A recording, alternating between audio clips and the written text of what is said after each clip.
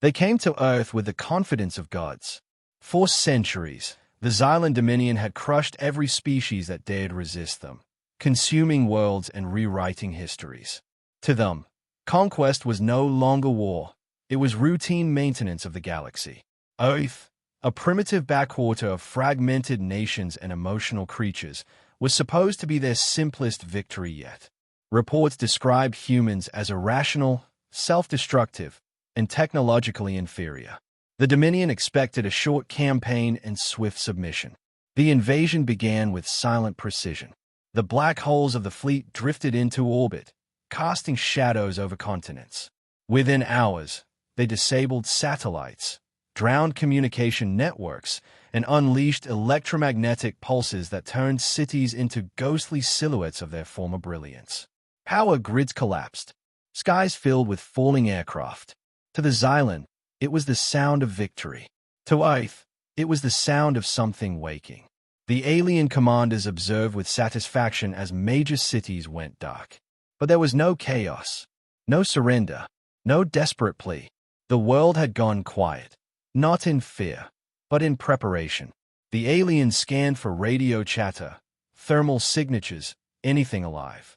What they found were empty streets, unlit windows, and silence that felt too deliberate. A lieutenant suggested that humans had fled or perished in panic. The fleet's supreme commander, Admiral Vrosh, nodded. Primitive minds always choose flight, he said, his voice mechanical and sure. Yet even he noticed a growing unease spreading through the command decks. The Dominion scanners picked up faint heat signatures deep underground, but they were inconsistent, shifting, scattered, as if the planet itself was breathing differently. The first ground units deployed into what was once New York. They marched through abandoned towers and silent subways, recording everything for analysis. The air was thick with dust, and strange graffiti marked the walls, words the translators struggled to interpret. "We're still here. Watch the sky. Welcome to the end." They dismissed them as primitive taunts, the final madness of a dying race. Then, one of the soldiers vanished. His tracker went offline mid-transmission. His last word before static, eyes. Across multiple continents, identical disappearances followed. Squads sent into rural zones never returned. Drones went offline seconds after detecting movement. A camera feed from Brazil showed a shadow moving faster than logic allowed. The Dominion's command ships grew silent as one report after another arrived, each lacking explanation, each ending abruptly. For the first time in generations, an alien commander hesitated. "Perhaps," he said quietly, "we should request additional data before proceeding." But Admiral Vrosh dismissed him. "Do not let fear of the unknown paralyze you. They are animals." Hours later, a Dominion cruiser orbiting above Europe experienced a full systems breach. Alarms screamed across the bridge. Unauthorized data streams poured through their firewalls. Archaic Earth code, old human languages. On every monitor, a phrase appeared, "You shouldn't have come here." Then the entire ship's lights went out. When power was restored, half their drones had been reprogrammed. They were now targeting their own fleet. Chaos erupted in orbit. Command systems scrambled to isolate the infection, but it was too late. The virus spread faster than their containment could react. A voice came through their internal channels, distorted and calm. "You thought we were asleep. We were watching." On Earth's surface, night fell unnaturally fast. Fires burned in the distance, but not from destruction, rather from signals, as if humanity was communicating in light. The aliens misread it as disorganized resistance. In truth, it was coordination. Cities had gone dark because the people had chosen the shadows. Every light extinguished was part of a strategy older than any empire. Hide, study, strike. In the Dominion war logs, humanity was supposed to surrender within the first 36 hours. Instead, by the end of the first day, the aliens had lost 3 landing zones and 5 reconnaissance teams with no clear enemy engagement recorded. Surveillance drones caught glimpses of human soldiers in ancient uniforms, moving like ghosts between ruins. None were captured. None were found afterward. Admiral Vrosh watched the reports in silence. His second-in-command asked what should be done. The admiral gave a hollow smile. "They hide like prey," he said. At that very moment, one of the fleet's orbiting ships exploded without warning. The transmission from its last camera feed was simple. One human sniper, standing on a rooftop, aiming at the sky with a laser-guided weapon centuries behind Dominion tech. Yet the shot had found its mark. In the static of the destroyed ship's remains, a faint Earth signal echoed, stitched together from the wreckage. "We're the hunters now."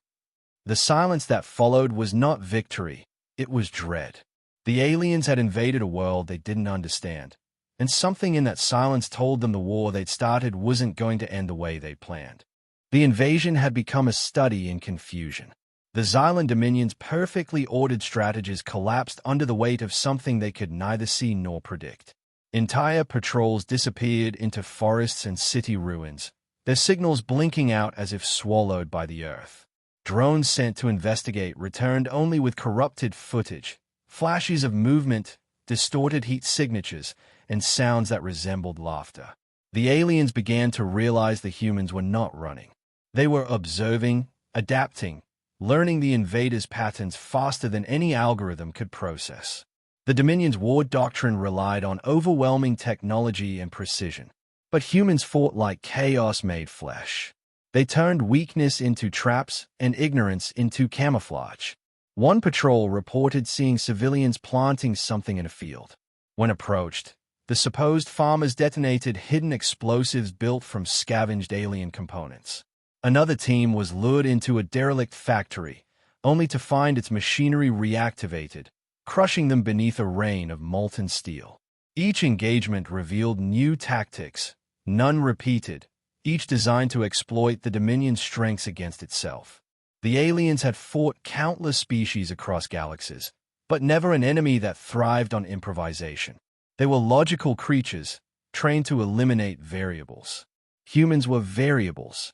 Every single one. A captured communication from the invader's command described it best. They do not follow the same rules twice. The human resistance had no central leadership. They operated in fragments, tribes of survivors and soldiers who seemed to communicate through instinct. The Dominion's linguists intercepted messages filled with code words referencing myths and movies, nonsense to the aliens, but perfectly clear to those who grew up human. They realized too late that these fragments formed a web connecting continents. Guerrilla cells coordinated strikes across thousands of kilometers without digital transmission, using old methods the invaders couldn't track: radio silence, smoke signals, even handwritten notes.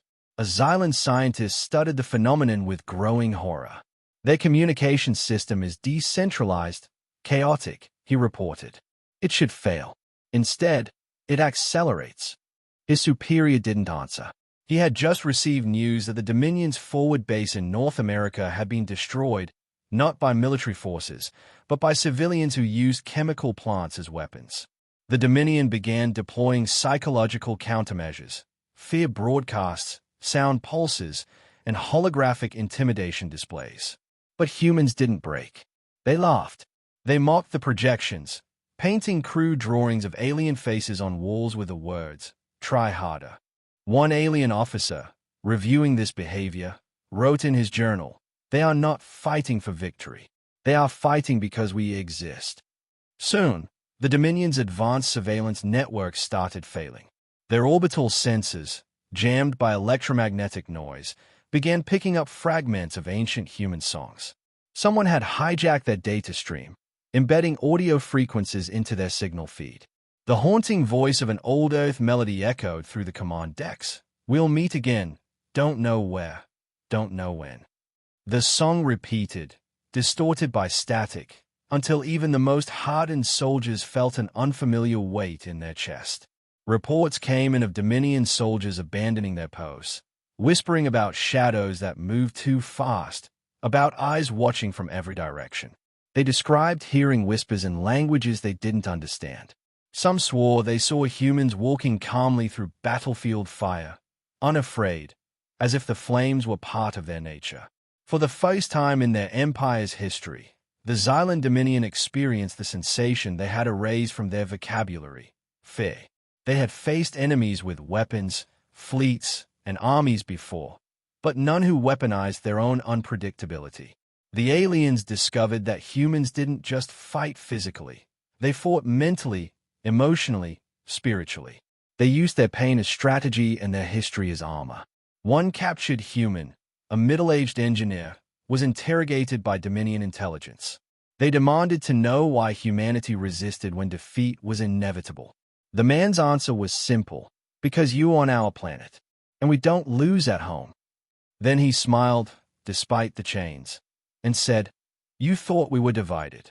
We only fight each other until someone else tries." The phrase spread through the Dominion ranks like a virus. They began to realize the depth of their era. Humanity's violence wasn't weakness. It was discipline honed by centuries of survival. They had survived ice ages, plagues, and wars that had wiped out entire species. Their aggression was a language of endurance. As days passed, alien morale fractured. Commanders argued. Soldiers questioned orders. Every victory felt hollow because humans always returned. The same towns they burned one day came alive the next with new resistance. The planet itself seemed to favor its native species, reshaping the war into something primal. The turning point came when human hackers infiltrated the Dominion's orbital control system. Using old, forgotten programming languages, they flooded the invaders' network with corrupted data. The aliens tried to purge it, but it spread through their ships like wildfire. Across every channel, one human broadcast appeared, clear and unwavering. "You call us primitive. You've invaded the planet that survived extinction 5 times. What did you think we'd do?" That single message silenced the Dominion's communication network for hours. When it came back online, the aliens were no longer certain they were the predators. One general summarized the situation with a trembling voice. "They fight as if extinction is a sport." In the ashes of their arrogance, the Xylan Dominion began to understand the true nature of Earth's defenders. The humans had no empire, no unity, no shared banner. Yet they had something no conqueror had ever faced: an instinct to rise, no matter the cost. And for the first time, the Dominion's soldiers realized they weren't fighting to win. They were fighting to survive humanity. The war that was meant to end in hours had now stretched into weeks. The Xylan Dominion, once confident in its perfect machinery, found itself bleeding resources into a conflict it could no longer comprehend. Entire divisions had vanished. Supply lines were destroyed not by heavy weapons, but by human cunning. Bridges collapsed under the weight of alien armor. Water supplies turned toxic, power sources overrun by swarms of improvised drones. The aliens no longer advanced. They merely tried to survive. What was once an invasion had become a nightmare of endless adaptation.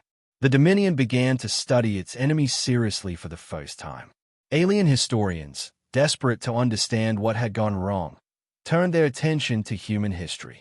They read about wars that lasted decades, genocides that nearly erased entire populations, natural disasters that reshaped continents. Every era showed the same pattern. Humans would be broken, but they never stayed down. They rose from ashes and called it progress. The aliens realized that humanity's greatest weapon wasn't their technology or their armies. It was their acceptance of pain. Suffering to them was a teacher, not a deterrent. When Dominion analysts discovered records of Earth's nuclear age, they were horrified. They saw a species that had stared into its own annihilation and still chosen to continue. They found footage of cities vaporized and rebuilt, of generations living under the shadow of their own weapons. One scientist whispered to her commander, "They survived their own extinction. What chance do we have?" Her words were recorded but never officially acknowledged. The humans, now organized into coordinated resistance networks, pushed their advantage. They turned the Dominion's own technology into traps, hijacked drones, reprogrammed weapons, hacked satellites used as targeting systems. They didn't need advanced fleets. They used creativity like a blade. Every time the aliens developed a countermeasure, the humans broke it within days. Every time they thought the war had stabilized, a new tactic emerged, born not from science but desperation. On the ground, alien soldiers began reporting hallucinations, images of humans appearing in impossible places, whispers carried through their communication helmets. The Dominion's medical division tried to explain it as psychological strain, but the fear was spreading faster than any virus. Morale collapsed. Units refused to deploy at night. The very sight of abandoned buildings sent waves of panic through their ranks. The once proud conquerors had turned into trembling survivors, haunted by the idea that the humans were everywhere and nowhere.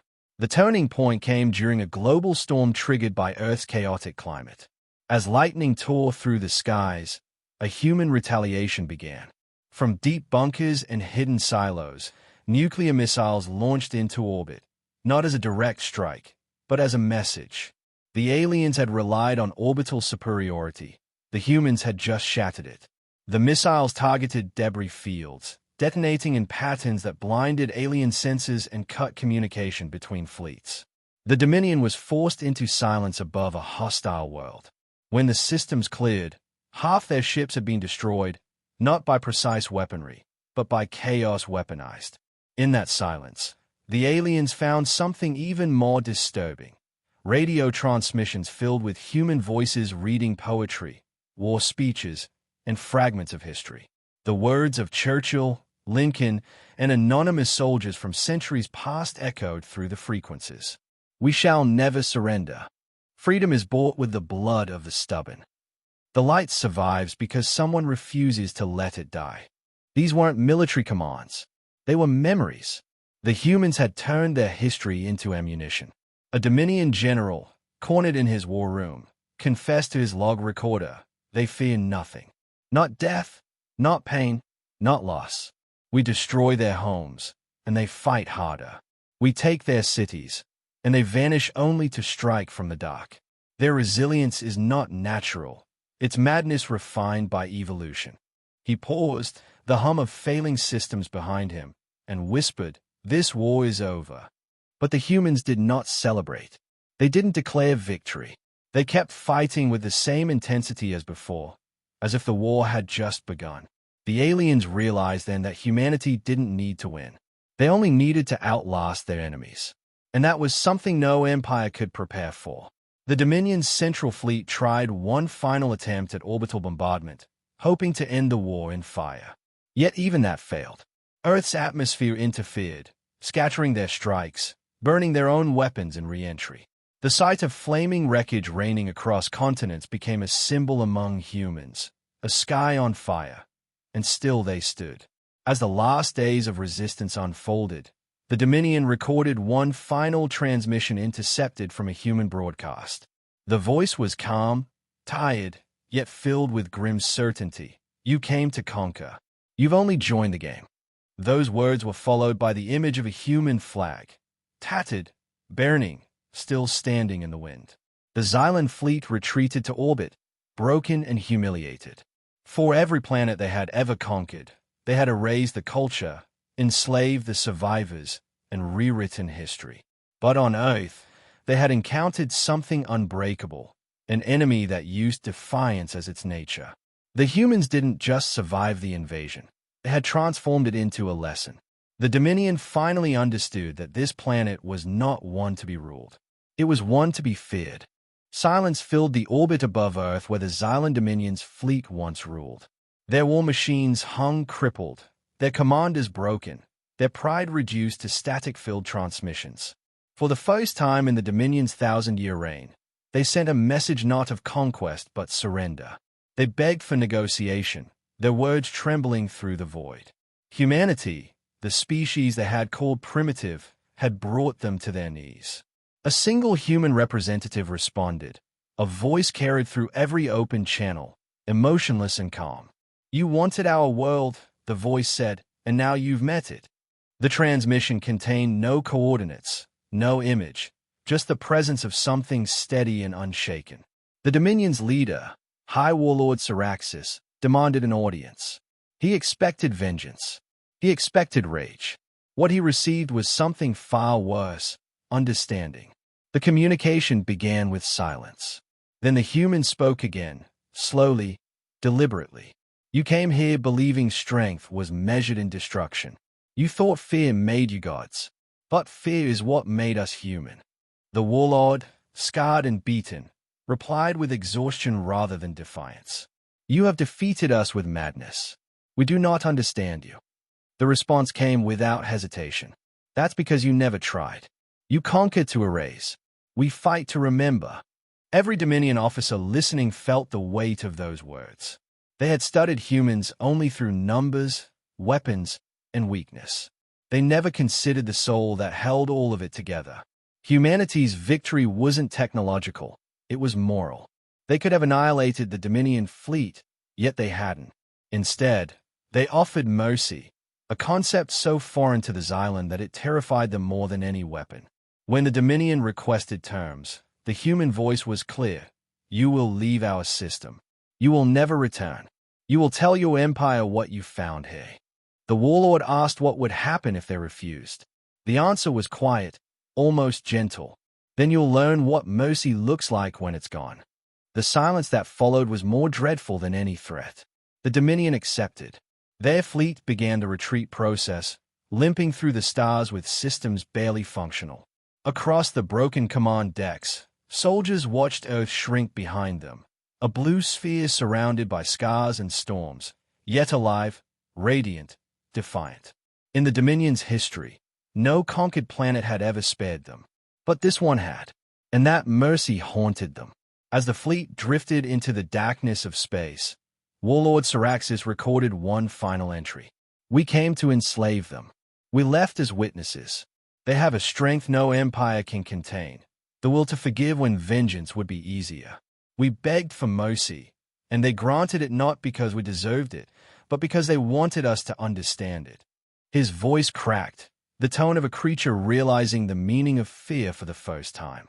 Back on Earth, the world remained silent. There were no parades, no triumphs, no celebrations. Humanity buried its dead, rebuilt its ruins, and carried on as it always had. Victory to them was survival. They didn't need to destroy their enemy to prove superiority. The fact that they endured was proof enough. In laboratories, cities, and bunkers, life began again. The invaders had come to rewrite history. Instead, they had become a footnote in humanity's endless story of defiance. Among the remnants of the battle, alien wreckage lay scattered across continents, serving as grim monuments to arrogance. Children played near them, soldiers guarded them, and scientists studied them. But no one celebrated. Humanity understood something the aliens never could, that mercy was not weakness. It was the final assertion of power. It said, "We could destroy you, but we won't. We are something greater than you imagined." Weeks later, a faint transmission reached the departing fleet. The same calm human voice spoke once more, echoing through their comms. "Remember what mercy feels like, because next time, we won't offer it." The message ended, leaving the Dominion's ships in cold silence. None dared to respond. In the centuries that followed, stories spread across alien worlds of the one planet that defied the Dominion and spared its conquerors. They called it the planet of contradictions, a world of warriors who mourned their enemies, of survivors who offered peace through strength. And in every telling, the final truth remained unchanged. They invaded Earth and begged for mercy, because they finally understood that mercy, in human hands, was the most terrifying weapon in the universe.